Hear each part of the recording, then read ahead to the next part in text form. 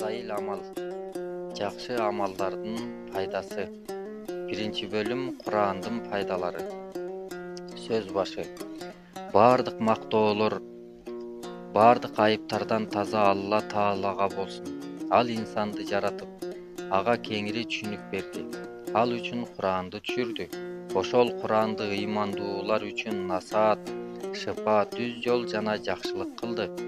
Куранда эч кандай шектүү, айыптуу сөз жок. Балким ишенгендер үчүн терең, эң эле түз далил нур кылып жүргөн. Толук салаваттар жана саламдар бүткүл жаратылгандардын, инсан жана жиндердин эң жакшысы пайгамбарыбыз саллаллаху алейхи вассаламга болсун. Анын нуру жүрөктөрдү жашоодо да, өлгөндөн кийин кабырда да нурланткан. Анын дүйнөгө келиши бүткүл ааламга рахмат болду. Салават салам пайгамбарыбыз саллаллаху алейхи вассаламдын үй бүлөсүнө жана жол көрсөтүүнүн жылдызы жана Куранды таратуучу жолдошторуна, сахабаларына болсун. Ошондой эле бардык жолун жолдогон кийинки ыймандуу момундар үчүн болсун. Пайгамбарыбыз саллаллаху алейхи вассалам мындай деген: кимде ким менин үммөтүмдүн дин иштери туурасындагы 40 хадисти сактай турган болсо, Алла Таала аны кыямат күнү аалым кылып тургузат. Мен ага шафаат кыламын, жана күбөлүк беремин. Хаза каламу робби. Хаза каламу робби. Бул менин Роббимдин сөзү. Бул менин Роббимдин сөзү. Куран окуунун адептери. Оозду мисвак менен тазалап жана даарат алган соң, тынч жерге шашпастан өзүн төмөн алып кыбланы карап олтурсун жана өтө кунт коюп ыклас менен мүмкүн болушунча аракет менен кудум Алла Тааланын өзүнө угузгандай кылып Куранды окусун. Эгер маанисин түшүнсө ой жүгүртүп, Алла Таала боорукердикке убада кылган жерде кечиримин жана боорукерлигин сурап дуба кылсын. Азап туурасында аяттарда Алла Тааланын сактоосун тилесин, андан башка сактоочу жок. Алла Тааланын тазалыгы туурасында айтылган аятка жеткенде Субханалла десин, ар бир айыптан тазасың десин. Окуп жатканда ыйлай албаса да ыйлаганга аракет кылсын.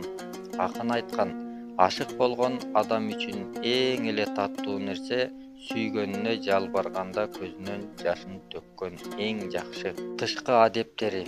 Биринчи, Куранды урмат кылып, даарат менен кыбланы карап олтурсун. Экинчи, тез окубастан тажвид менен окусун. Үчүнчү, ыйлаганга аракет кылсын, атайлап болсо да. Төртүнчү, Алланын мээримдүүлүгү жана азабы жөнүндөгү аяттардын акысын толугу менен берсин, жогоруда айтылгандай. Бешинчи, эгерде менин Куран окуганымды башка бирөөлөр көрсүн деген ой келсе же башка мусулманга тоскоол болсо, акырын окусун, болбосо үнүн чыгарып окусун. Алтынчы, жакшы кооз үн менен окусун. Анткени көптөгөн хадистерде кооз үн менен окууга өкүм берилген. Ички адептери.